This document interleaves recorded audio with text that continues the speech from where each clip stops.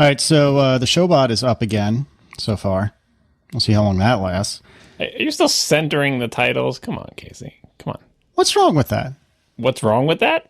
Yeah. Besides that it's like daggers in your eyes, it's impossible to read. Besides that. Oh, other than that, Mrs. Lincoln, how did you like the play? It forms crazy shapes that mean nothing. It's like turns the entire thing into a giant Rorschach test. That's a man with a hat looking at me. Is this person's name actually Jason Discount? And not only is this person's name Jason Discount, but I knew this person when I was a kid. So you know this is actually his real name? Yes, it is his real name. I think he lives in Australia now, but he used to live like, the town over from me. So his name is Jason Discount, and he's emailing us about upgrade pricing discounts. Yeah, it's finally a legitimate reason for him to have that name. He's been waiting his whole life for this moment when a podcast had something wrong about discount pricing. It's not wrong. It's just that I don't think any of us brought up this specific scenario when complaining about the confusing bundle pricing as a way to do upgrades. And he gives the example of, let's say you release an application at $6, and then you work on your second version of the application, and you want to sell that for $6 too, but you only want people to be able to upgrade from version 1 for $2. So his strategy for this is if you reduce the first version to $4 and make the bundle price with both of them together $6, if someone accidentally buys the old app, it still only costs them a total of $6 to buy the new app. And of course, anybody who already has the new app can buy the bundle and complete this bundle to get it for $2. I don't think this entirely solves it, because what if somebody has the old app and accidentally buys the new app for $6? Then they're out $4. But oh, that's a whole other angle. You're right. Yeah, because there's nothing like you can't there's nothing stopping them from individually buying the apps at full price in theory, right? Unless the store would like detect that they bought one and only offer them to complete their bundle. Right, but this idea of lowering the price of the old one that you have to keep on the store, so that if anyone accidentally buys it, they're not, they pay the same price anyway. If they accidentally buy it, be like, oh, just buy the bundle, then you can get the new one for the same price you would have paid for it if you bought it individually. But there's still the full price new one out there lurking as a problem. Anyway, this whole thing is roundabout, and trying to explain it is confusing, and that's why it's a bad idea. But I still think people are going to try it. We'll see. I still maintain that it's a terrible idea and that nobody should do it, because at best it's fairly confusing for your customers. At worst, if you do things wrong, it could cost them extra money, and then extra money that you can't easily refund them and that they will be angry about and leave you 1-star reviews about.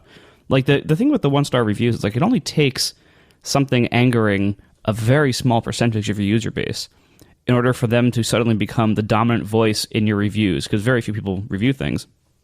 Even if you show them one of those annoying pop-ups, there's still a very small percentage of people who actually review your apps, and so it doesn't take much. Like if you cause an issue that really, really angers a tiny little fraction of your user base, that will become disproportionately influential in your ratings and your reviews and all the discussion about your app online, and that's really not good. Yeah, people are much more motivated to actually sit down and figure out how you go about leaving a review when they're mad about something. Whereas if they love your app, they may briefly think, the person who made this app is nice, and I wonder if I could do something to help them, or I tell people, but like that thought goes away quickly and they go back to their life. So, quick side note, one of my favorite things to do, which I admittedly don't do very often, is if I, for some reason, have to call, like, say, Verizon or something because there's an issue, which almost never happens, or if I have a really great server at a restaurant, occasionally I like to ask for their manager just to say something really nice, because I feel like it puts some good karma in the world, and maybe that karma will come back one day. So you ask to talk to their manager? Don't they feel like, oh, what did I do? And yeah, that's the best part, is to kind of... No, that's not the best part. You're just torturing these people. No, but then I'm extremely effusive about how wonderful they are. Hell, that's like calling a kid down to the principal's office randomly and freaking him out and just saying, just wanted to say hi to you. How's your day going? Well, oftentimes I'll say, I'd like, this was really awesome. Can I tell a manager? But sometimes I don't. Sometimes I like to mess around. And yes, you're mad with power, Casey. Casey, we need to talk. Fine. I'm just going to be quiet from now on. You trying to say something nice about if you had a good server restaurant, that's a good, your motivation is good. The thing you're trying to do is good. The way you're doing it is not great. Which sounds a lot like the Showbot, actually. Well, you'll get that. That practice makes perfect. All right. Are games movies? All right, are there going to be spoilers? Do I need to go away again? Because I genuinely, honestly did not listen to that part of the show.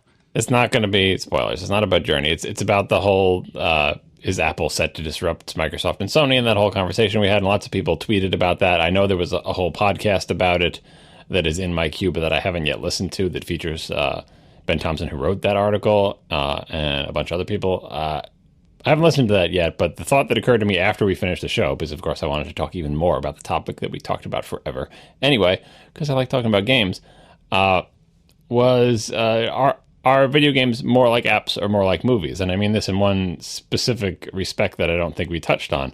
Although we didn't bring this up in the show specifically, the whole personal computers are like trucks metaphor that has been discussed, that I think Steve Jobs brought up many years ago, and that, you know, people don't need a Mac Pro to post to Facebook and read websites and check their email and stuff. Despite the fact that, you know, the Mac Pro does all these amazing things, they're probably not going to use them. Like that, the amount of technology we have and the features available far exceed what any person is ever going to want to do with it. And that's when I say, is it like apps, like where? I guess I should have said more. Is it like a computer where we know personal computer technology is available now that is far beyond the needs of what regular people want to do with computers? And I'm comparing that to movies, where movies, the technology available to make movies just has gotten better by leaps and bounds. If you compare like a blockbuster movie, if you could take like even the crappiest blockbuster movie like Transformers or some crap like that back in time 50 years and show it to somebody, they would not have, on first viewing, they would not have been able to compute how terrible the movie was, because they would just be amazed at the visuals, because they would be like, this is magic. I don't understand where this came from. This must be like an alien artifact, because they wouldn't understand how we put all those visuals on the screen.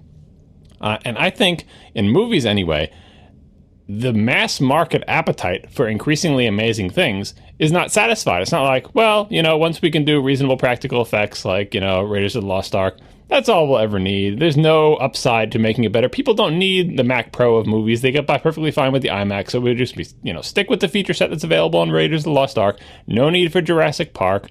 No need for, you know, the advances in CGI we have today. No need for like all the CGI that's used in television shows to do backdrops and stuff. Sets are fine. We've pretty much got this set. I don't think that's the case. And it's not like the only people who care about just more features, more technology, more amazing stuff are the people who are super into movies, and the casual moviegoers are like, I don't need CGI. Practical effects are fine with me. I think the appetite is essentially unlimited for amazing visuals in movies. You know, again, setting aside the stupidity of scripts and all the other stuff that have always been the same, it's not as if movies got good enough and people are like, no, you don't need to improve them anymore. And they keep trying to improve them. It doesn't mean everything they do to improve them is better. 3D is an attempt to improve it and may or may not be better. Maybe people don't like that. Higher frame rate, same deal.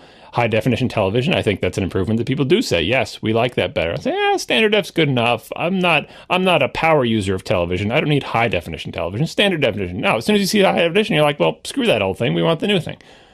And the question about video games is, what are they more like? Are they more like the PC, where increasing power is like, no, I don't really need that? Or is it more like movies, where there is a seemingly infinite appetite of the mass market for making them better in ways that involve technology and money? And I think for video games so far, I don't know if this will always be true, but for video games so far, they seem a lot more like movies to me, in that anytime, like people are saying, what about when a $99 puck gets as powerful as the PlayStation 4? Then we're all set, right? No, because people will still want the power that the PlayStation 5 or 6 offers. Like, why will they want that? Well, because they always want that, because their appetite for better games and better graphics and things that you know, more power can do is unlimited. And it's not like a computer where it's like, you don't need all that technology in that Mac Pro. You just want to check your email. Games are different. If you could have a vast, fully realized, realistic-looking city with amazing draw distances and amazing physics and everything, people want that. They don't know or care how it works. They're playing the game. It's much different than using the computer to do something. So that is a factor that I didn't articulate in the last time we discussed this, that I think is definitely in play here with games, and that I don't know if the appetite is inexhaustible, but I know we haven't exhausted it yet. And that's why I think a lot of people who are saying, oh, you think that now, but what about when the $99 puck is as powerful as the PlayStation 4? Then there'll be no more market for a $400 gaming device. I think the reason people keep buying $400 gaming things is because their appetite for better visuals and better gameplay and better physics and just, better games, period, is insatiable. It is not satisfied. We never get to the point where games are good enough and then it just stops and stays that way. There's always something more you can do. Even just for stupid 2D genres and stuff like that, you can always do something more with more technology, with more memory, with more sensors, with more, who knows what.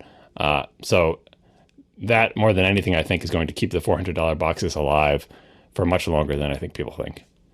I see. I'm not so sure. Like, as an example, so we have a 40-inch TV at home, and it does support 1080, but the difference to me between 720 and 1080 is I can't tell. I can tell the difference between 480, whatever standard def is, and 720, or 480 and 1080, but I can't tell the difference between 720 and 1080. And I know with games it's a bit different because it's not a film. It's something that's been created. And so I do think you're right that we will always seek for more clarity, better, more polygons, etc. But I don't know of anyone that buys games that needs the latest and greatest system specifically for the best graphics, except people who generally self-describe as gamers. So for me, I don't really care about games very much. And if a new system comes out, better graphics, cool. But it's not just better graphics. That's the whole problem. First of all, I would say that, maybe only the self-described gamers care about this and purchase on it, but there's enough of them to sustain the market, right? We already established, this generation, previous generation, there's enough of them to sustain the market, right? But for everything else, as that technology increases, new types of games become possible. It's kind of like you couldn't do live action Lord of the Rings without computer effects. You just couldn't film that. Like you could do it with puppets maybe, or people in costumes, but it would just not have the kind of appeal. And you don't need to know or care anything about the technology involved in making that to appreciate Lord of the Rings, right? And so it's not to get hung up on the high def versus standard def, but it's what's on the screen. You can do different kinds of things. If you were to take any current game developer and say, what if I gave you 100,000 times the memory, the bandwidth, the whatever, what could you do? They wouldn't just make their existing games with more polygons and higher res textures. They would be like, oh, well, with that, I can make a different kind of game. I can make a hiking simulator that people will love. At a certain point, you get to the holodeck, right? There's different categories of games, especially with physics and materials, because a lot of things you do in games, it's like everything feels like a set where it's just a sort of a rigid polygon or with some sort of predefined destructive things. Once technology gets to the point where you can do real arbitrary destructibility, whole new people who aren't so interested in games before will suddenly be interested if they can realistically take a baseball bat through a showroom of supercars and it doesn't just feel like you're triggering a bunch of destruction animations. We'll have to rethink cities. No, there's different categories of games that you can have. I mean, the hiking simulator thing is a joke I had from when I was a kid, but I bet there probably is a hiking simulator now. We've gotten to the point where the visuals in games are enough that people who are only interested in visuals would never have been interested in 16-bit games, in NES games, in Pong, or anything like that. But suddenly, when games start to pass some threshold of realism, whole new categories of people become interested. Even if it's only the Deer Hunter simulator type things. Those people were not interested in playing Super Mario Brothers. But once you can simulate deer hunting in a way that they find appealing, suddenly you open up an entire new market. So I think the insatiable appetite for better technology for games isn't because people know or care or understand the technology. It's the same as the insatiable appetite for increasingly ridiculous visuals. Just, again, Transformers, despite the fact that the rest of the movie is terrible, people go see these movies because the visuals are amazing. And you'd say, oh, well, they're amazing now, but they can't get any more amazing. Surely 10 years from now, the visuals will be exactly the same, and no person will ever go into a movie and be wowed. I don't think that's the case. I think people will always want to see something amazing, and I think people always want to play something amazing. And I think increases in technology will only open the market because you'll be able to do different things, not just the same things we're doing now, but fancier. Yeah, I think the big risk, though, is typical disruption where the big risk is not that people will stop caring about things being more and more advanced as we get new technological capabilities. The big risk is that other factors come into play that, the kind of thing where somebody gets to think okay, well, I could buy this new game system for $400, but instead I can have this other thing where, maybe it's an iPhone, maybe it's an iPad, maybe it's a Nintendo, DS7, whatever the case may be. You have these other devices that come in where somebody can say, I don't care about the graphics because X, or I don't care about the technological inferiority because X, where X can be some kind of really compelling reason, whether it's an extremely different price point, a completely different portability class, or, it's always with you, or it's built into something else and you already have it, so it's kind of free.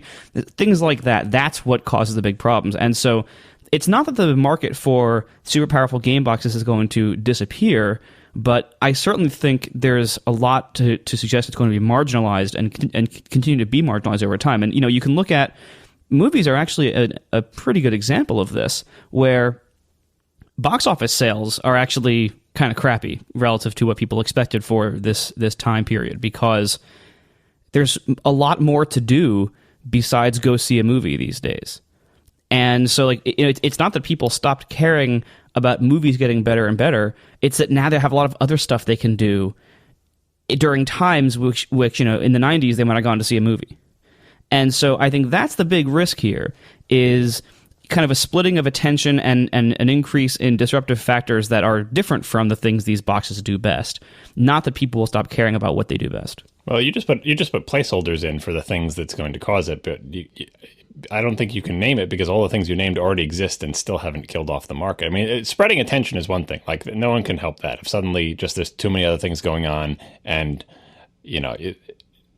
if people just get spread too thin, like, that could happen, right? That could happen to anything. It could happen to TV, movies, anything like that. But the one thing video games has going for it is, as a concept, conceptually, if not in the specifics of like a box that you buy that you connect to your TV, but conceptually, games are camped out in the end zone, waiting. Like, I don't know if this is the wrong analogy. It's not a good sports analogy, but games are basically at the end of the line, tapping their foot impatiently, saying, you guys can do whatever you want, TV, movies, live theater, music, all that other stuff, but we'll be here in the end when you're all gone, because our logical conclusion is the holodeck, which will sort of end humanity, because once you can realistically simulate anything and have you not distinguish it from real life, we'll all just be dead in our little virtual reality sensor tubes within 10 years, right? That's the end game. The end game is,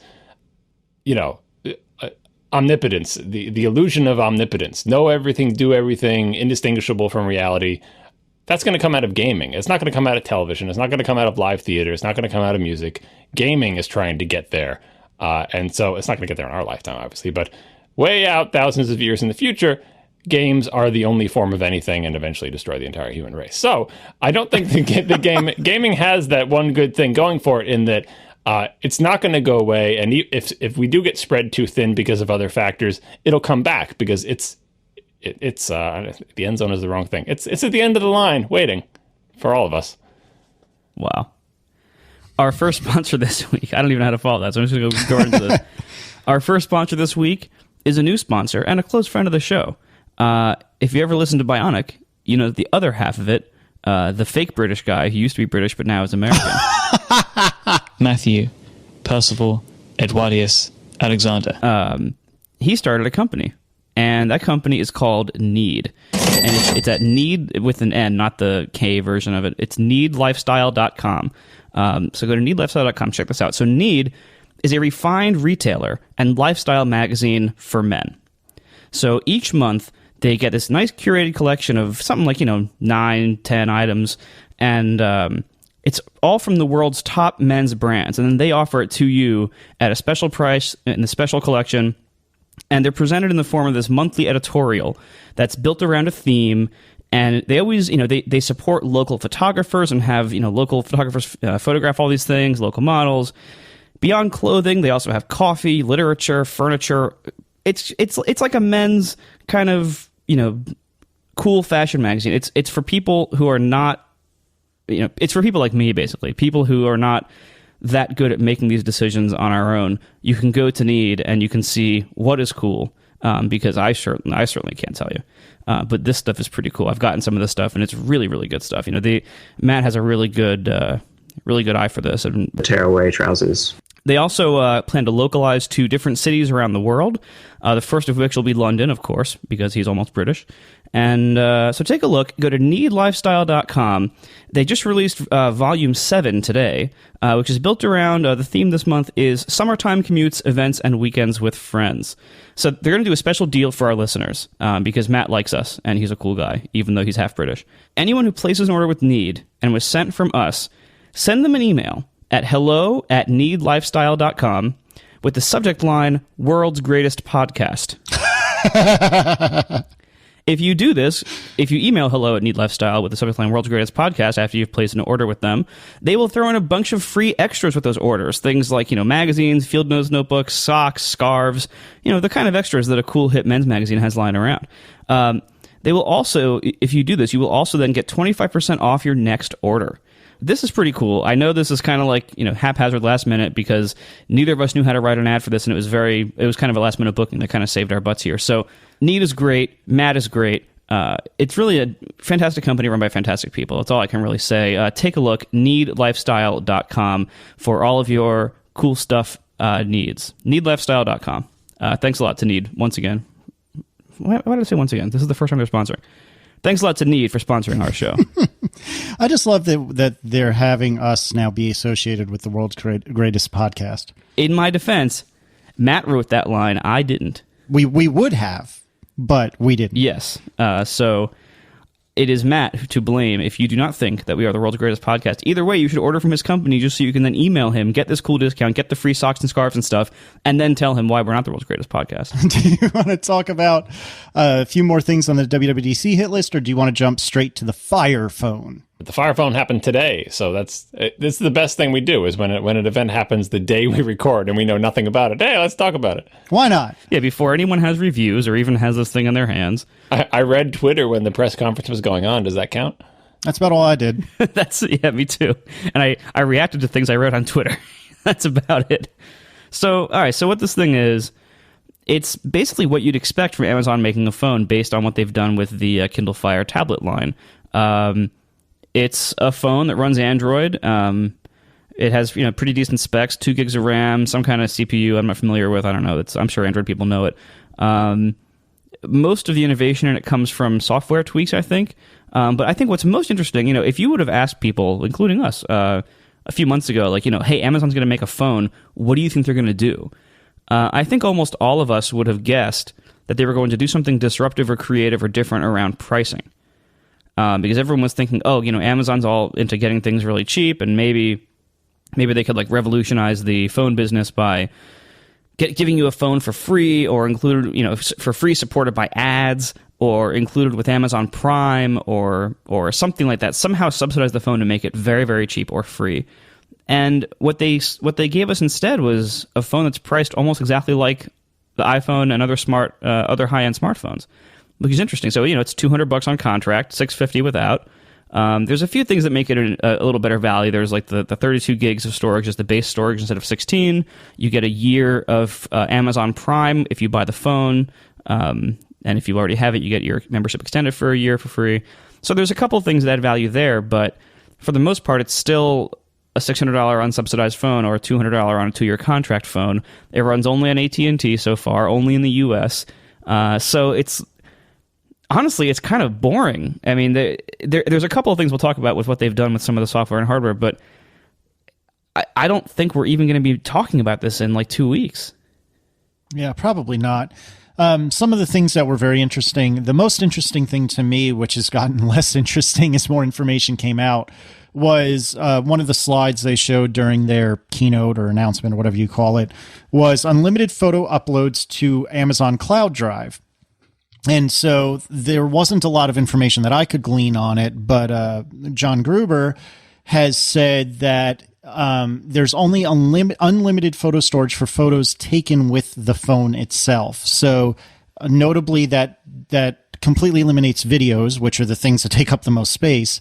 And additionally, anything else is apparently subject to a 5 gig cap. And I'm not sure the mechanism by which they're determining this. I don't know if they're just reaching into EXIF data or what have you, but yeah, that's a somewhat noteworthy difference. Although to be fair, the 2 cameras that we have in the house are 2 iPhone 5S's. So in a parallel universe where Aaron and I both have Amazon, what are we calling this? A Fire phone.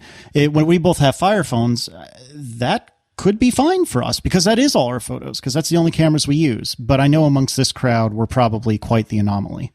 Well, so if you look at when Amazon originally launched the Kindle Fire, their first Android tablet, one of its biggest selling points by far was it was really cheap compared to other Android tablets, and it was like the best $200 Android tablet you could get for a little while, and which is pretty terrible because it was pretty bad. And the newer Fires, from what I hear, are better. I haven't actually used them, but the newer ones are supposedly better. But anyway, the big reason people bought it was because it was so damn cheap.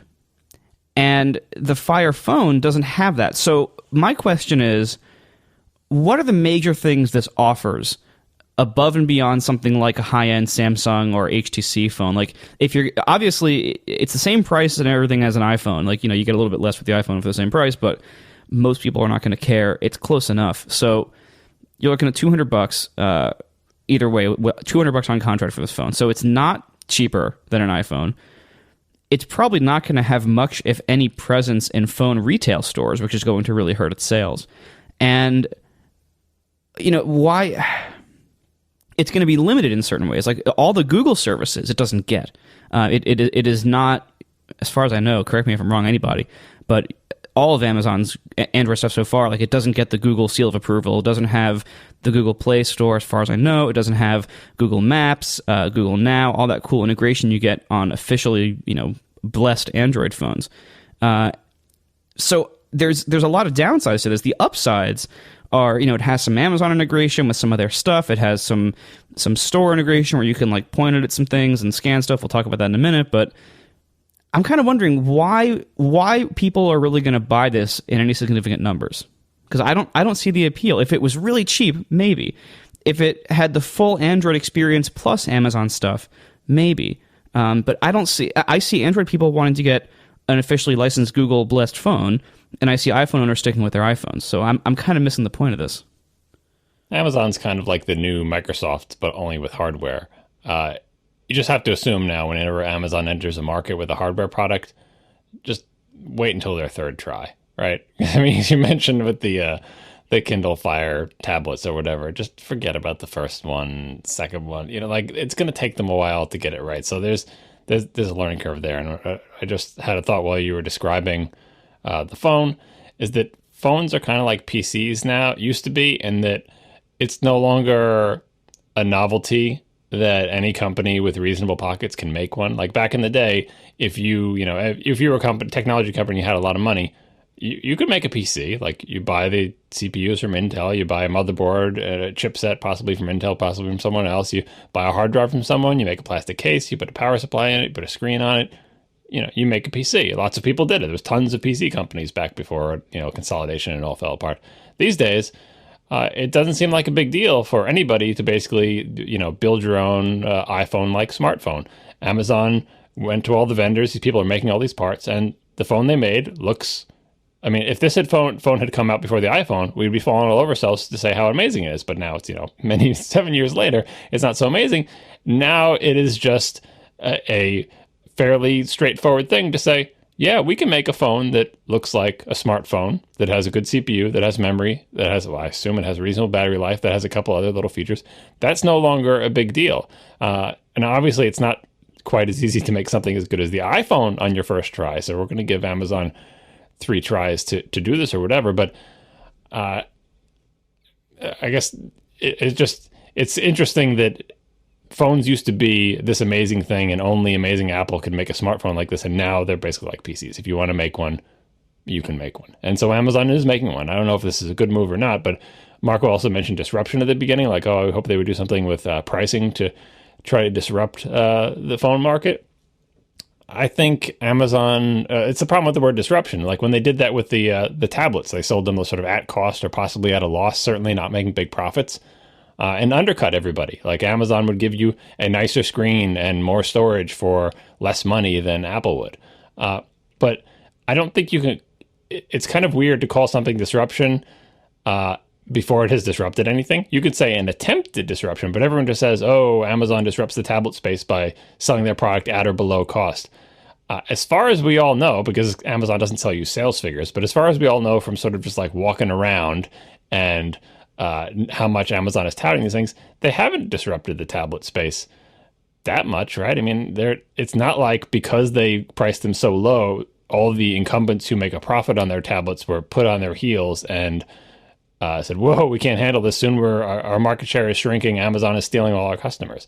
My impression is that has not happened. So their attempted disruption with that pricing strategy with tablets didn't work. I guess they could have gone more and say, the real problem is we weren't radical enough with the pricing. We'll pay you to take one of these phones, right? But instead they went the other direction and said, all right, obviously that strategy did not buy our way into the tablet space. Let's try the more conventional strategy of making money by selling things at a profit with subsidies. And so that's what it seems like they're doing with the phone. I don't think there's any particular reason to favor this phone over the best Android phone you can find or an iPhone, and there's many reasons not to. But to Amazon's credit, they did at least try to differentiate it. I mean, again, if it was a version 1 product, I assume this is going to be a stinker just like the version 1 Kindle Fire was. But it has interesting things in it. The multi-camera thing and the silly depth perception and the parallax and the thing for scanning things to buy them on Amazon and the Amazon Prime. I mean, Marco listed all the stuff.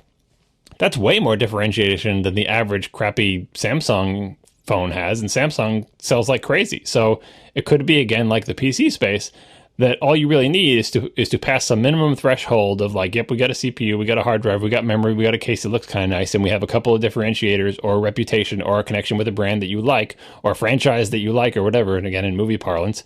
And that's enough to become a player in the space.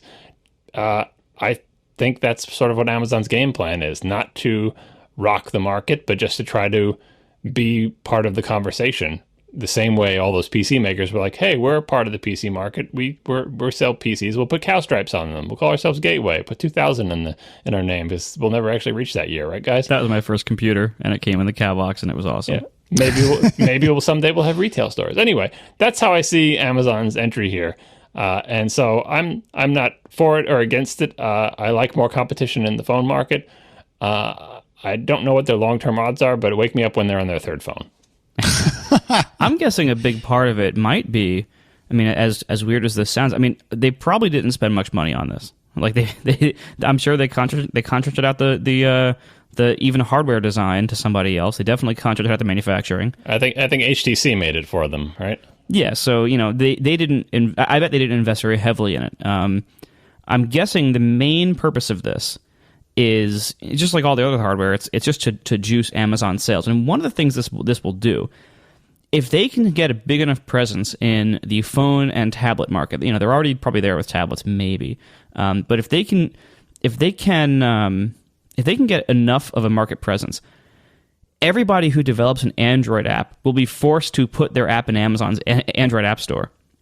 And because this, as far as I know, this only works with the App Store, unless you go, download APKs and enable that crazy setting. But I think for the most part, you have to have things in the Amazon App Store because there's no Google Play Store on this. Please correct me if I'm wrong, chat. But so if they get even 10% of the market, then it would be pretty unwise for Android developers to not develop, or to not put their stuff in the Amazon App Store. And then Amazon gets to take a nice cut of any kind of money flowing through Android apps. Not that there's historically been a whole lot, but with enough people that adds up. Now, and there's also the other factors. There's for all of the reasons that Google wanted to make Android and kind of had to make Android. The main reasons why were that Google was threatened by the possibility of somebody like Apple or Microsoft dominating the phone space in a way that then they could lock out Google services from working on their phones. So Google kind of defensively had to make Android to give themselves a place for their services to live and thrive, so they couldn't ever be locked out of a dominant phone platform. Or so they tell themselves anyway. Yeah, it's true. Good point.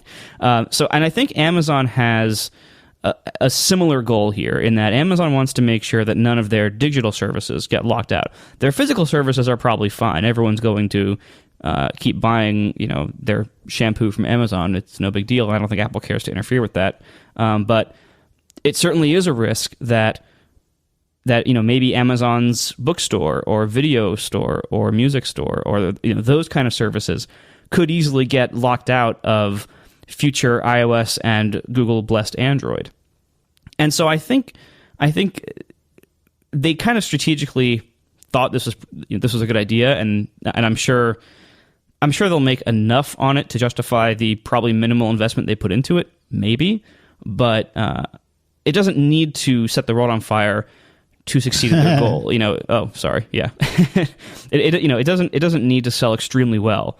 It would be nice if it did. I'm sure they would appreciate having the extra margin to play with, because they don't have a lot of margin on most of their other stuff. But the reality is, I don't think this really is that important for this to sell well, and I don't think it will sell well. And I mentioned it in passing earlier, but it's definitely worth reiterating. This is also U.S. only, mostly because most of Amazon's services are still U.S. only, or at least very limited outside of the U.S. And so as long as this is U.S. only, that's going to extremely limit its market share, especially since it is the exact same price in the U.S. as a lot of much better phones. I think it is a good idea. I mean, don't you? You said, whether this is a good idea. I think it is a good idea. It was a good idea for Amazon to make tablets. It's a good idea for them to make a phone. I mean, despite the fact that, like I said, I don't think the tablets are really tearing up the charts. Again, we don't know for sure because Amazon doesn't like to release numbers. But I think it's a good idea for them to make a phone because it is like PCs now. Like why shouldn't they have a phone? Why shouldn't they have a tablet? Why shouldn't it's part of their ecosystem? They sell you things you can consume on that tablet, so it's good to have a tablet. They also sell you things that you can consume on the phone, and you can use both of those devices to buy things from their physical store.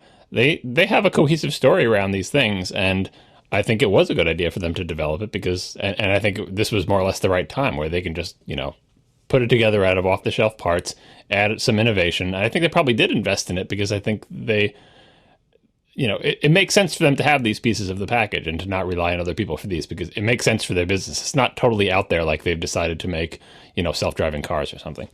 Yeah, but I still think, it was a good idea for them to make this, no question. And since they were already making tablets and already maintaining this OS, I'm sure there's a lot of shared development resources there anyway. I'm sure they almost definitely spent way more on software development than on hardware development, and they can probably use most of that in their tablet effort. The difference here is, phones and tablets are very different markets, as a lot of people have found it over the last few years, especially most of the early attempts at Android tablets found this out. It's a very, very different. These two are very different markets, and what works in phones doesn't necessarily work in tablets and vice versa. Amazon was able to break into the tablet market by being extremely aggressive on price. Nobody was buying the Kindle Fires, and still today, nobody's buying the Kindle Fires because they're the best tablets. Because they're not. They're certainly better than they used to be, but they're still not the best tablets. People buy them because they're cheap, and they see them promoted like crazy on Amazon.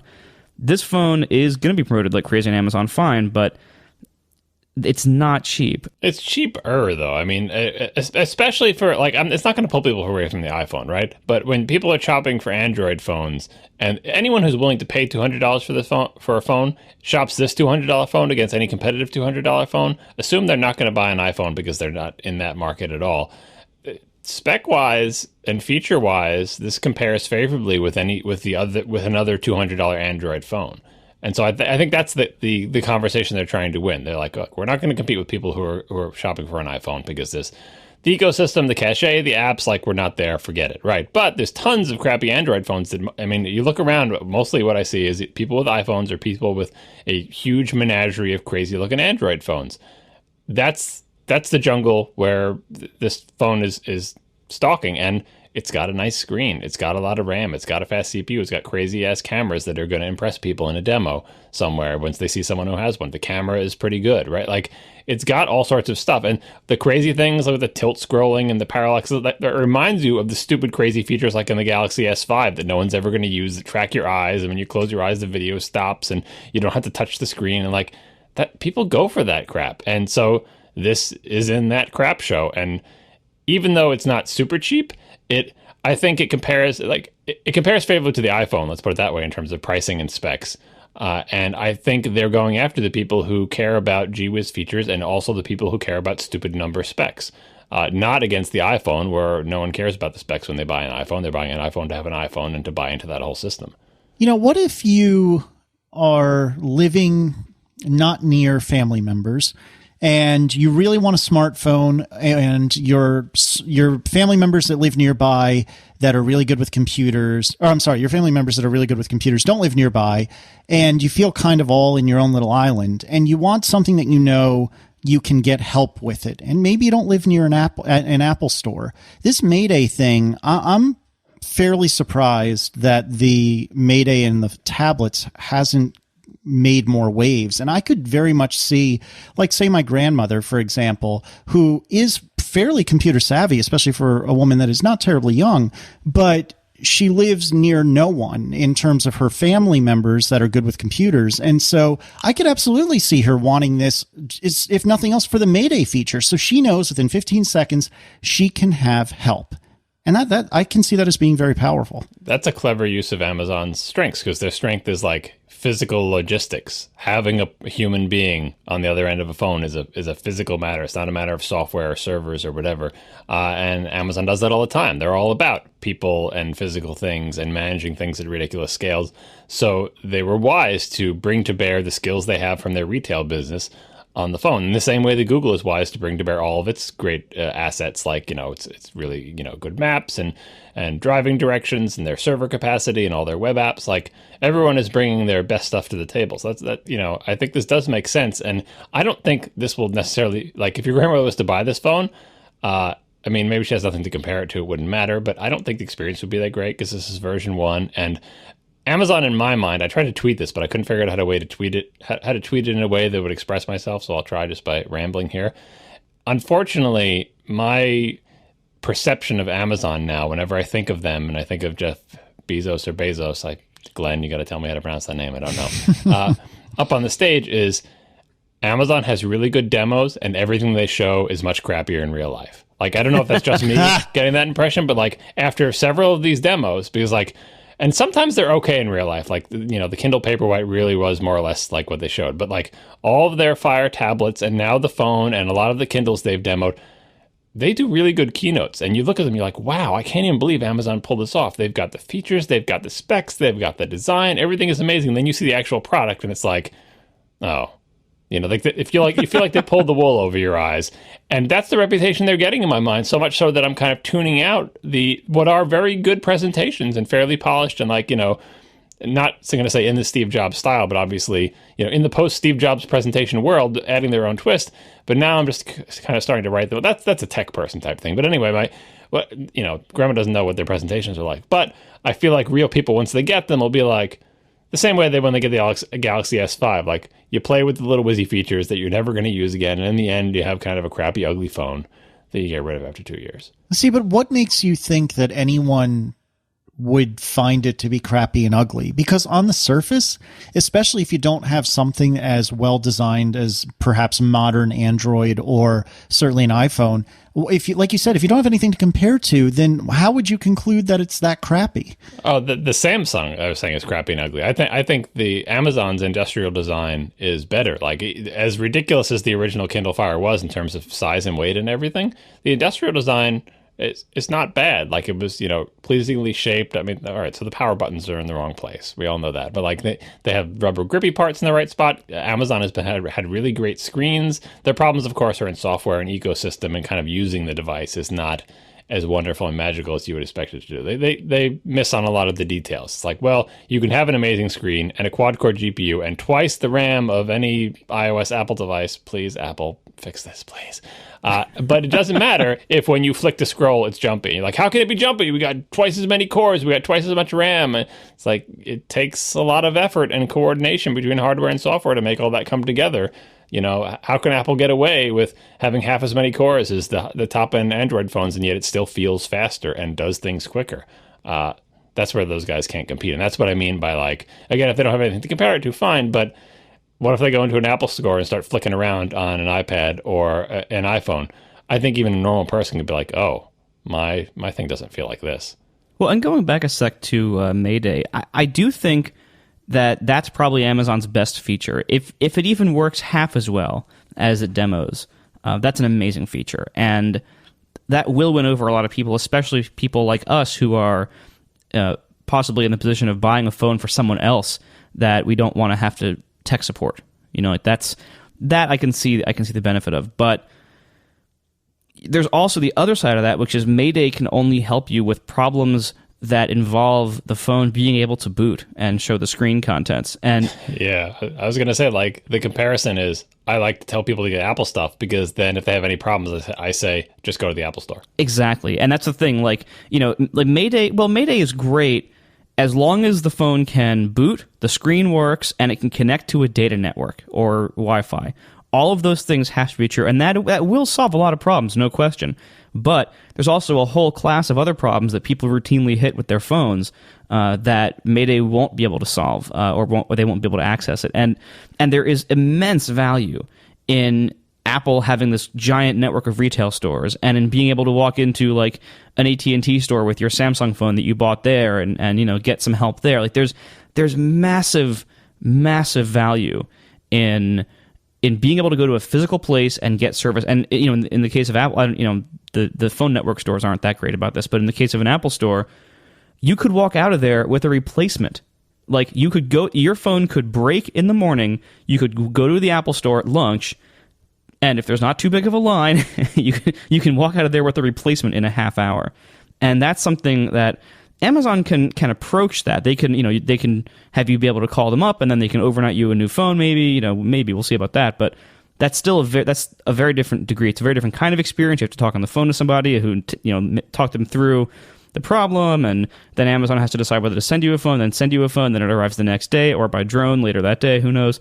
But it's a different problem, and there's just such immense value in having those retail stores there. Now, granted, there's also a whole class of problems where, like, you might just live with it. Like, if you're somebody who doesn't know the technology very well, and you're like, oh, well, for whatever reason, my mail is all blue, and I don't know why, but it's not really worth going all the way to the Apple Store for that. Well, maybe, on a Kindle thing, maybe you would, hit the Mayday button and say, hey, why is this all blue? Can you help me change this back? So you would be able to get better help with a lot of small problems like that using Mayday, but phones, and phones are even more so than tablets. Phones get carried around with people, so phones have a lot of hazards happen to them and a lot of things that are weird that break, and so I see that being a problem for Amazon. See, but what you're not considering is that both of you are taking a completely myopic northeastern view of the world, because the nearest Apple store to like half of Virginia is either in another state or easily 2 hours away. I mean, I'm lucky in that there happens to be an Apple store in Richmond, but outside of Richmond, like let's take Charlottesville, for example, which is an hour west of where I am. You can either come here to Richmond or go 2 hours north to D.C. And Charlottesville is a not small city. I mean, it's Virginia classifies it as a city. Well, okay, you can be all smug and mightier than me because you live in the Northeast. I'm just saying that you just look up the population of Charlottesville and see if it's larger than the population of where I went to high school. And perhaps it's not, but I think you're way, way overselling the utility of Apple stores, because if you're lucky enough to live near one, yes, you're absolutely right. But most of the country doesn't. And beyond that, most of the world doesn't. So that's wonderful that you guys have 44 Apple stores within a 10-minute drive, but I've got only one option. And if I lived an hour away, it would be an hour drive to get to the nearest Apple store. An hour drive, maybe in my busted ass car that can barely get up the highway. I mean, I'm being a little dramatic, but my point is the Apple's retail footprint is really inconsequential. Now, this is where you would say, well, there's AT&T's footprint, and yes, you're right about that. AT&T has a lot more stores, but you're not going to get the same level of service and repair at an AT&T store that you would at an Apple store. So I think you're grossly overselling. I like you self-rebutting there, because that's exactly what I was going to say. Apple Store is the best case scenario, but leave Apple Store aside, normal people get their phones at the quote-unquote phone stores, and they're everywhere, in every strip mall, probably even in Charlottesville. And those are not a great place to bring your phone back to, but it's still a place to bring your phone back to. Right. Because once Grandma gets that phone from Amazon, she doesn't know where to take that when it doesn't work, and then it involves essentially tech support, calling someone on the phone and trying. I mean, Amazon is generally good at that. Maybe that's also playing to Amazon's strengths, but Amazon, for all their physical logistics, is not in the physical brick and mortar retail store business for what I think are obvious reasons. That's sort of the opposite of what Amazon is. So if they're going to sell you physical products, it's all about them trying to make the experience really good of like, I can do text chat, I can do email, or I can call someone on a phone to arrange for me to return this thing to them in a package. Either I ship it myself or they send me a box and I ship it back and all that other stuff. And that has to compete with going to the phone store at the strip mall that's 5 minutes away, going to the Apple store that's nearby me if I live near a big city. If you don't live near anything, then maybe Amazon is the way to go. But I don't know. It's the Mayday feature, I think, is a good selling point, and Amazon was smart to put it in there. but it's competing against those other possibilities for getting help. And as someone said in the chat room, my mom can get tech support in 15 seconds too, but it's a FaceTime call to me. That is, or calling you on the phone. And that's what we're weighing as the technically savvy people with relatives. We're weighing, like, what do I tell my relative or my non-tech savvy friend to get so that they don't call me in the middle of the night because they're having a problem. Or when they do call me, I don't have to debug it. I can tell them, just take your phone back to the store, just go to the Apple store, or just go to this webpage on Amazon and decide whether you want to call them, email them, or text chat them, and they'll arrange for you to return the thing. Because that's really what we want, is to not be bothered with other people. We want them to get a solution, and we're not going to try to debug it remotely. Maybe we can go over their house and try to figure it out or whatever, but once that's happened, it's all downhill. So I think Mayday, in the cases where everything is working, it's great just to have another human there to talk to who's getting paid to help you with your thing, and that will help you not send a FaceTime request to your child. It's also very smart of Amazon to do this because it's the kind of thing that their competitors really can't. Microsoft probably could, but Apple really can't, because it would just be way too big of an operation, because way too many people have iPhones. It would be a nightmare to support and scale that at the iPhone sales volume. And Google kind of can't, because, well, first of all, they hate people and don't understand them, and second of all, like, how would Google even pay for that? Like, the way Android's whole model is set up, like, they'd have a hard time supporting that, really. And even if they were in the business of applying lots of human power to things, which they're definitely not. Microsoft could maybe do it for the same reason that Amazon can do it, which is they don't sell that many phones. Like, Amazon's actually lucky in a lot of these things that, like, for example, one of the reasons why they were able to use, like, certain screens and some of the Kindle Fire HDXs and stuff like that is because they're at small scale. They can use components that don't have very good yields, that aren't being produced in very high volume because they can't be yet. Things that, like, for Apple to put something in an iPhone, they're going to need 100 million of them in a month. Like, they can't do that. And so this is a very smart move from Amazon of doing something that they can do, and that kind of only they can do. So anyway, let's move on to our second sponsor before we forget, because it's been almost an hour. Our second sponsor is a return sponsor. It's our friends at Hover. Hover is the best way to buy and manage domain names. They're, put simply, I'm going to ignore their 3-page script because it's 3 pages, and, I'm not very good with paper. But thanks, Merlin. Yeah. So Hover is a domain registrar that doesn't suck, basically. They have all sorts of features, all sorts of plans, all sorts of products. You can buy hosting, you can buy email, you can buy domain names, and I can't speak to the most of the stuff. I do use their email service. It's great. It works for some of my domains, and mostly I use them as a domain registrar, and that's, I think, their main business. And you go there, they have tons of TLDs, very, very, very complete inventory of TLDs that they support. You can get pretty much anything, even the stupid new ones. They support all those that are out so far. They support all those. So it's a great domain registrar, and they don't try to screw you. They don't have all these, like, big add-ons and gimmicks and, like, boxes that say, like, uncheck this to not opt out of not being billed for the privacy blocking protection service. And you're like, what is that? Do I have to check this? Am I going to get charged for this? They basically have sane defaults. It's well designed. They also have amazing support. They have a no-hold, no-wait, no-transfer phone support policy. So, yeah, you can email them if you want. You can fill out support tickets. They have knowledge bases online if you want. But you can also just call them. And if you call during business hours, a person just picks up the phone and talks to you, and they can help you. You don't have to wait on hold. You don't have to do one of those annoying push-button menus or even the more annoying talking menus. Boy, do I hate those. You just call them, and a human being picks up and talks to you. Hover is fantastic. I've used them myself. Lots of people use them. There's a reason why they sponsor tons of podcasts, because they're cool, first of all, and also because they know that you guys value this stuff. The audience values services and products that aren't trying to rip them off and that are actually providing good service, good quality. So go to hover.com and you can get 10% off your first order by using the new coupon code this month. Let me get that for you. What? I knew you wouldn't get it. I got nothing. You'll get it later. Anyway, Go to Hover and use coupon code Let Me Get That for you for 10% off. And we'll see if anybody ever gets that this week. Please email Casey if you do. No, don't email me. Oh, my God. Let Me Get That for you. All one word, all lowercase. No spaces, no punctuation. Thanks a lot to Hover for sponsoring our show once again.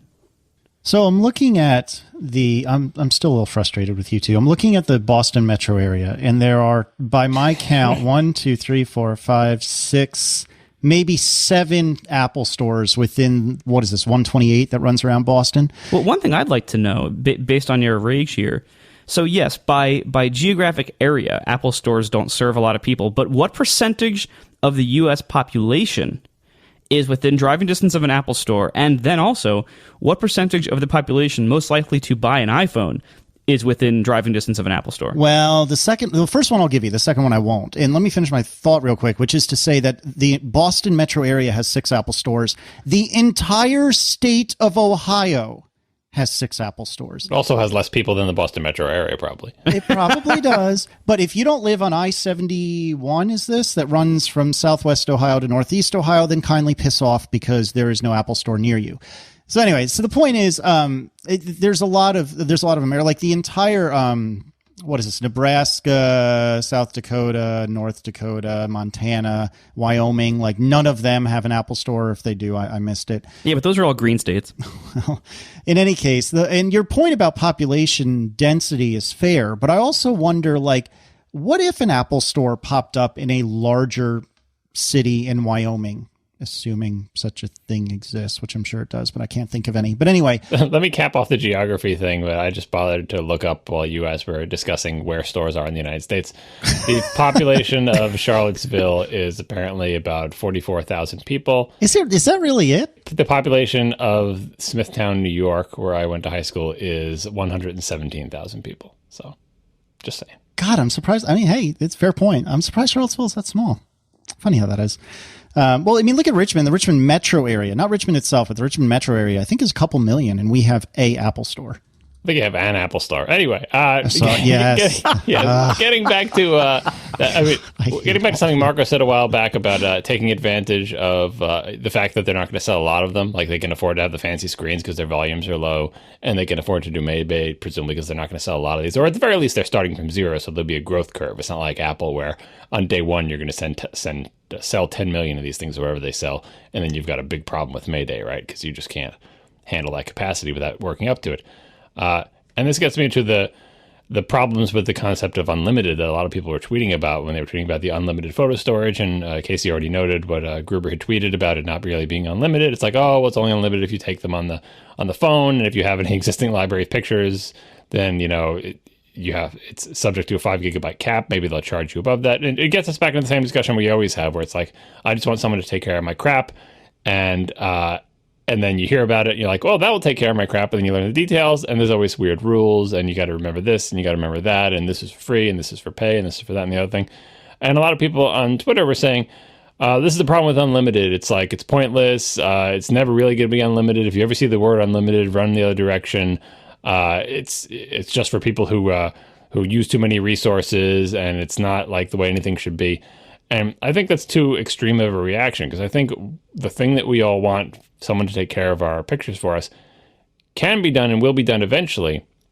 It's not the unlimited part that's bad. It's the complexities of like someone who wants to put unlimited on a slide but doesn't want to commit to that, right? And it's not like, oh, you're going to get something for nothing. And a great example is our frequent sponsor, Backblaze, where it's unlimited, but they charge you. It's a low monthly fee, and they figured out how to run a business where we charge people a low monthly fee. We give them unlimited. It really is unlimited. And the way it works out is that most people don't have a lot of data, and the average works out so that we're able to make money. We are also sponsored this week by Backblaze. Wow, serendipitous. Really, actually. Might as well do this now. Backblaze.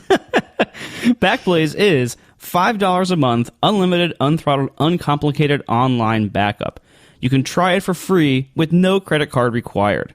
Literally, it's $5 a month, unlimited online backup. It's very, very simple. They have a Mac native client. This is actually founded by ex-Apple engineers, so they know the Mac sensibilities. Their software is really nice. And you can actually access your files from anywhere. They have this cool iOS app where you can access any files backed up on Backblaze from anywhere you are. So if you're like, on vacation somewhere and you want to access a file that's on your home computer, as long as you're back onto Backblaze, that file's there and you can do it. You can get to it right there. You can also get email alert notifications for peace of mind to know that you're being backed up and to know if, for example, if something's not being backed up for a certain amount of time, they can email you and tell you that, which is very nice to know.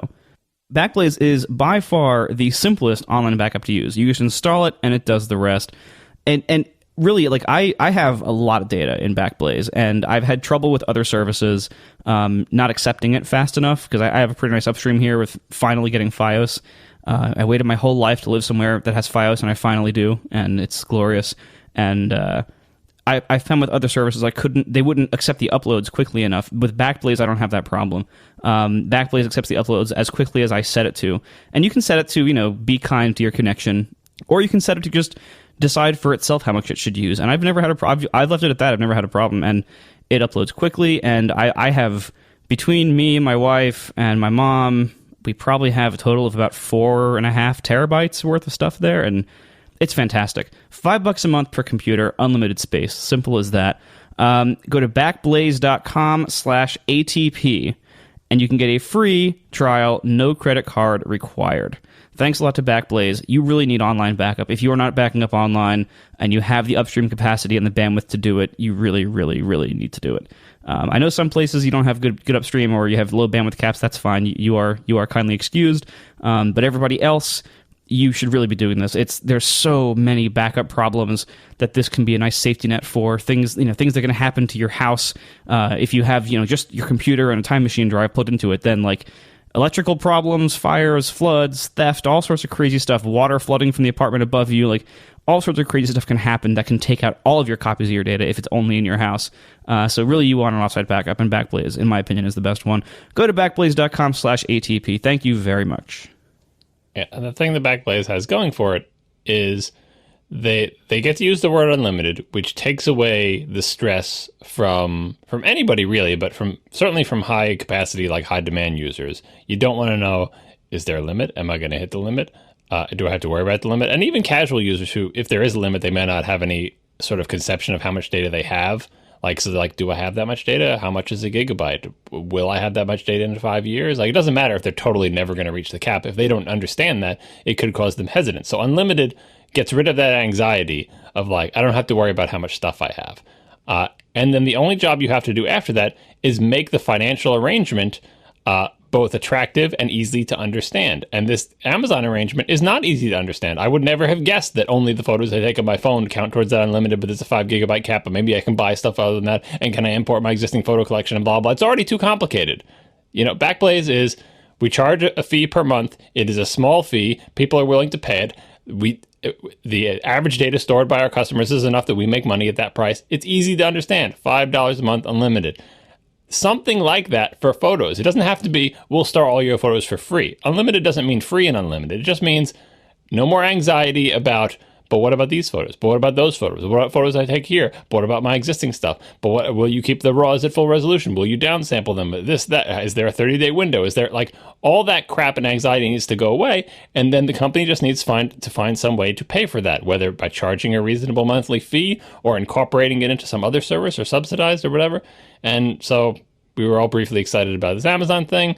Now we're all unexcited about it. It's just another solution that is too complicated and too weird and is going to leave people in situations where they're not sure their stuff is safe and where in reality it probably won't be safe. All right. So I actually, if we have the time, if you guys will permit me, I would actually like to talk now about continuity. I think it plays into some of the stuff we were just talking about. So continuity is a feature during the keynote that they demoed where between Yosemite and iOS 9 or 8, iOS 8, and now apparently possibly even the Apple TV, they have features where you can, for example, start doing something in an app on one of these devices and then go to another one of your devices and pick up where you left off, or do crazy things like take a phone call on your Mac and stuff like that, or transfer an email as you're writing it between your phone and your computer. All these different things that involve basically passing off tasks from one computer or device to another one seamlessly. And one of the reasons I think this is smart, one of the themes where Apple tends to not do so well, and this doesn't actually apply just to Apple, but where Apple tends to not do so well is trying to go past what they're good at, trying to do a really big new project in an area that they are really, really not good at. And so one of the best examples of this, obviously, is Maps, where, Maps is the kind of area where Google's really good at the kind of like big data integration, massive scale data collection, and resolving conflicts between different sources of data and ranking things and finding relevance. And Google is really, really good at that kind of problem. And so when Google tackles that kind of problem, they can generally do it very well, and very few others can. Apple tried to tackle that problem with Maps in iOS 6? 5? 6? I think it was 6. And famously did not do very well at it. And it's certainly better than it was, but it's still not to Google level of quality, and honestly probably never will be. And so you can look at things like that, and you can see, all right, these are kind of areas where Apple's weak. And I mentioned right before the break, or right before this last topic, how I thought it was very good of Amazon to recognize one of their strengths and do something in Mayday, do something that the other people kind of can't do in the business, can't or won't do. And so what Apple has done with continuity, I think, is the same kind of strategic thing, where continuity is the kind of thing that Apple actually can do very well. Yes, it uses iCloud, but I think it mostly actually uses local networking. I think it uses Bluetooth LE to do some of the initial handshaking, and probably doesn't go over the network or over the WAN unless it has to. So I think to jump in, my recollection of the video I watched was it negotiates over Bluetooth LE, and then the amount of data you can send back and forth is like the state of the world is almost none. So it establishes proximity using Bluetooth LE, and then you have to use some other mechanism of your choice, including a stream that I believe they can open between devices. Actually, that might be over Bluetooth as well. But anyways, by some other mechanism, you have to establish like what the crap it is you're working on and what you're doing. But the proximity awareness bit is Bluetooth LE, and this is freaking terrible for me because both of my Macs are late 2011 Macs and they don't have Bluetooth Low Energy, and I'm very sad. Don't worry, they'll eventually be replaced, and you'll be able to use all this cool stuff. But I'm sad now. Just talk to any Mac Pro owners in the last few years who ever had to use AirDrop and realized they can't do it because the Mac Pro is so old. Anyway, so this is the kind of thing. This involves local networking with high-end, brand new controlled hardware, and passing around the internet very small bits of information in very large volume. That's what push notifications are. That's what iMessage is. That's the kind of stuff. Apple is already doing this stuff at scale and doing it very well most of the time. And so, like, this is the and it requires very deep, top to bottom integration of the hardware and the software and the services. It requires people who buy multiple devices from the same manufacturer and who actually keep them somewhat up to date. Casey, and no, just giving you a hard time. Mm-hmm. Eventually, you'll have it. It'll be cool.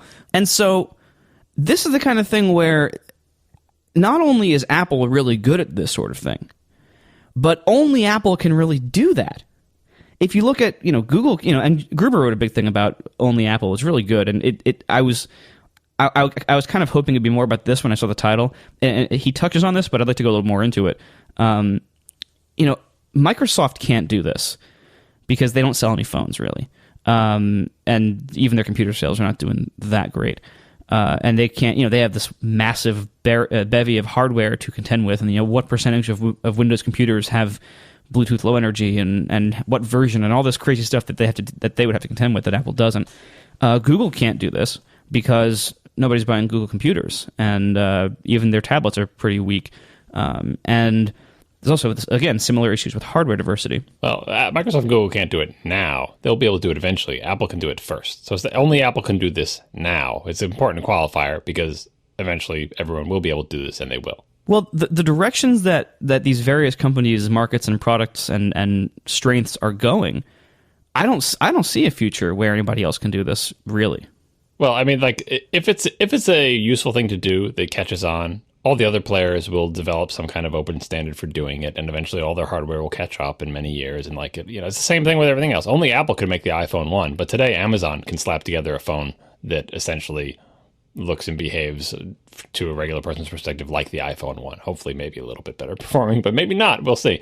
But you know what I mean? Like, there's a big lead time. Apple has an advantage, but it's mostly a temporal advantage, not a qualitative advantage. Everyone will eventually be able to do this. So yes, this is exactly what Apple should be doing the things that they can do before anyone else can do them, because they have more control than everyone else. And even Apple is kind of in the uncomfortable situation of, it's like, poor Casey, you got to have a new-ish Mac because the chipset needs to be whatever, and you got to have a device with Lightning connector. You sorry iPad 3 users like me, and all this.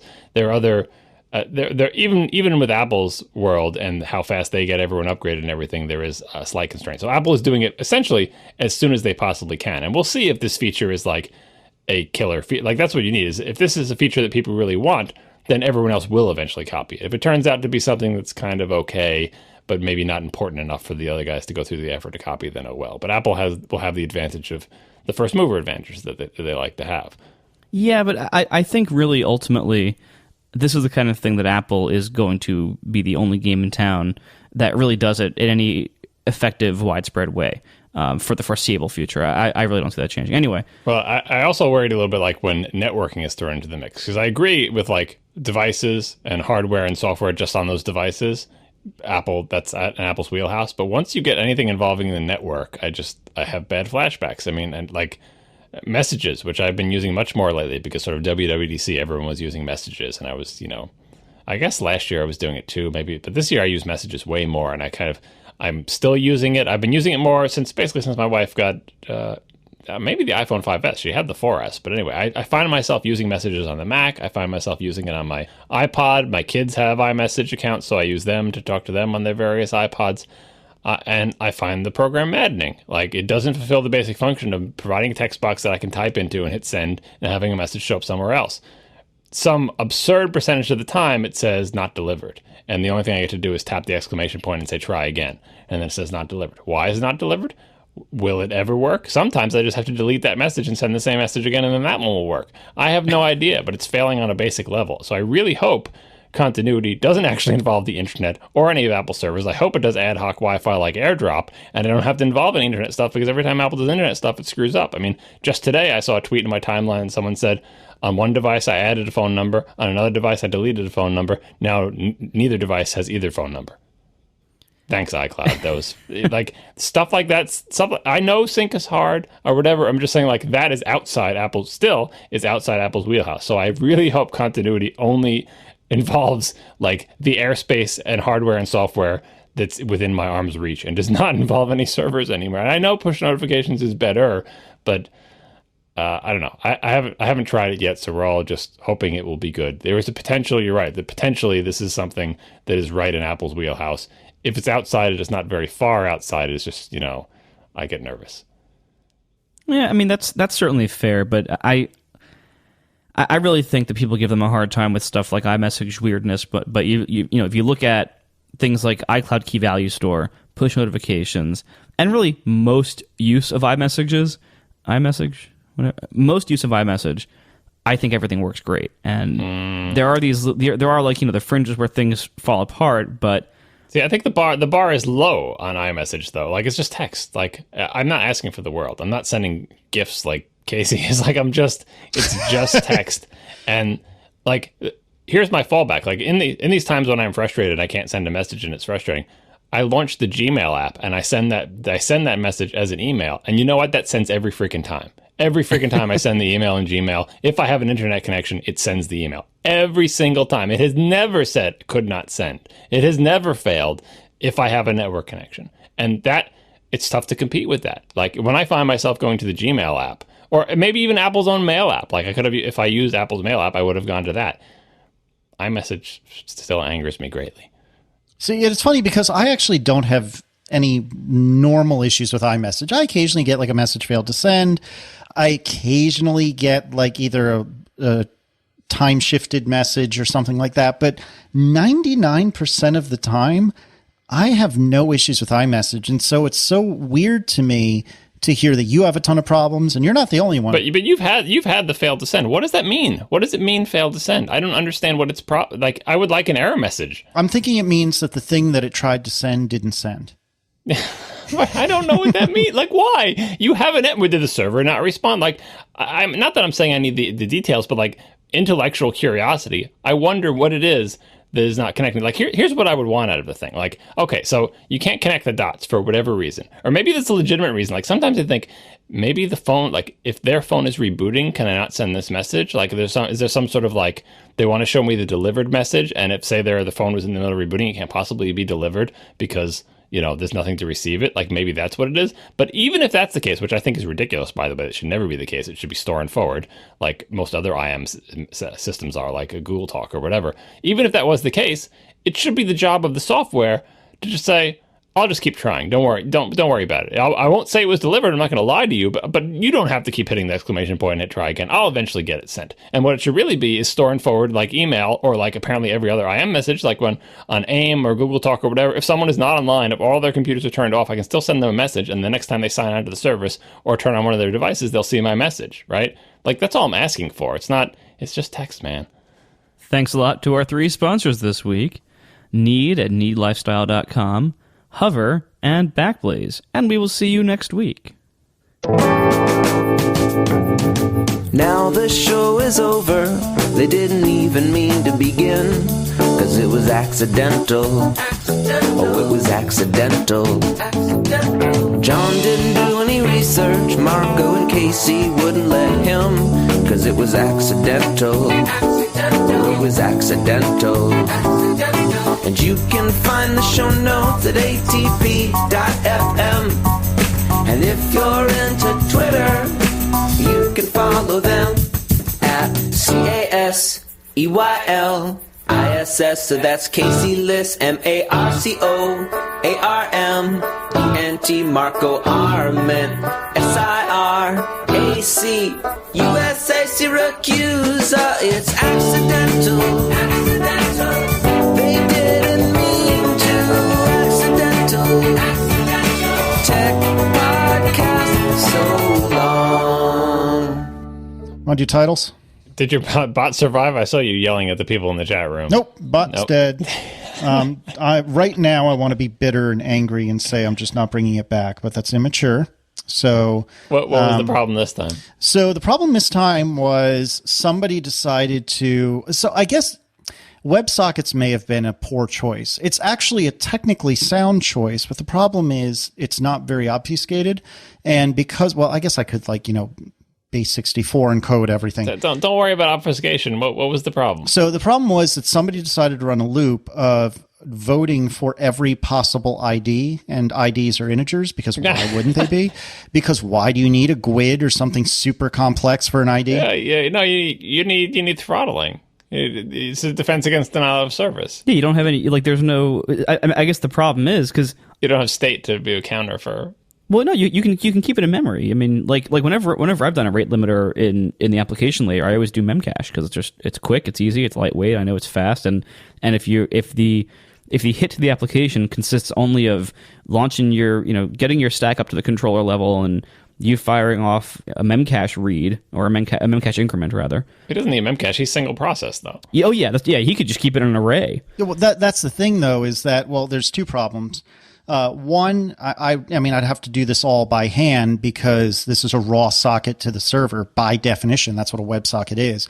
And what was the other one was I realized that double vote prevention was totally borked, and it took me a few minutes to realize that all of the vote submissions were coming from 10.x addresses, which can't be because you didn't get the X forwarded for header. Right. You're just trusting that. Exactly. This is like a mini web boot camp for you. It's like a little microcosm of how to make a web app. Oh, it's funny because I've been so far abstracted from all of these things that you guys, I guess, have somehow or another had to worry about. But somehow or another by writing web apps. Yes. No.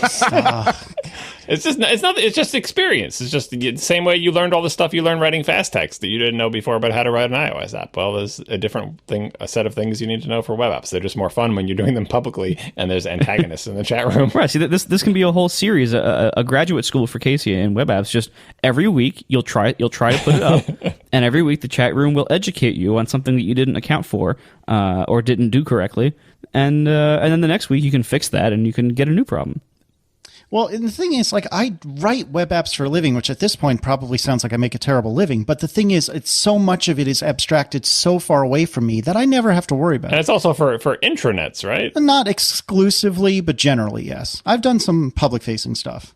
But, like, things that aren't a target, like basically you survive because like there's not people. Now we have a podcast and it's a fun little game to target your thing. So it's fun for them. Just think of how incredible your thing will be when forged in the crucible of people in the chat room. Like by the end of it will just be completely hardened shell. Unlike so many other crappy things where someone writes a little web app and puts it up on GitHub and says, "Here you go," and then some poor sucker runs that and uses it for something really popular and then it falls under the load. Yours will be battle tested. I guess. Or dead. One of the other two. Battle tested or dead. Well, we're standing here now, actually. I feel like just murdering it forevermore, but that's very immature of me. So I will lick my wounds. I will put bandages on them, and I will take another stab sometime, maybe next week. I had to eliminate myself from the chat room for like half an hour, though, because not only was it distracting, but I wanted to murder all of them. You just need to, like, for all these things, write like failing test cases for all of them. Write a little test for denial of service to test your throttling. Write a little test for duplicate voting to handle, do everything that is done to you, turn into a test case. And so that you'll know that your future changes don't regress and, blah, blah, blah. You're right. But the thing that's frustrating about it is this is a bot to record votes for the chat room, or suggestions and votes for the chat room to suggest titles. Like, why am I having to go through all this? Like, why can't we all just act like an adult or act like adults and behave? But oh no, not this crowd. I'm wondering what the heck could 20 people in a chat room do to bring down Node.js? How, I've seen the code. It's not that complicated. They're not bringing it down. They're just writing an infinite loop, and he's got no throttling, and it's denial of service, right? Well, I think what happens is at some point, actually it might be when ints wrap around, like Brent was talking about way back when. But anyway. There is no way they're making enough requests to make a 53-bit integer wrap around in 20 minutes. Well, today the issue was they were just incrementing the ID and trying to place a vote for every successive ID number. And eventually that did piss it off and make it fall down. Do you know what what the hell's the acronym? Oh, you know this acronym, is it OWASP? Yeah, it's they do Open Web Application Security Project. OWASP has like a list of common vulnerabilities in web apps, and they update the list every year. And you have hit several of them already. One of them is exposing your internal IDs to the outside world. I forget what it's called, but there's some snappy name for it. And that's the one where it lets people increment a number to try to guess your IDs. Well, that's the thing. But I mean, here again, I conceptually know that many of these things could and probably would be problems, but I was perhaps obtuse or maybe just stubborn, but I didn't think that I would need to write 10,000 lines of Node to prevent the chat room from being a bunch of assholes. And as it turns out, I'm going to need to do that or just give up on it and we'll rely on Brad Choate's, the Gray Winter / Brad Choate setup. There isn't a package in Node that's like a simple rate limiter and stuff like that? I mean, well, there is, but again, because I'm using WebSockets, it's not so simple. Well, there's probably like a WebSockets wrapper library that has a rate limiting parameter that you can, when you set up the receiving end of your socket. You're not going to do it on the sending end. It's all going to be in the receiving end.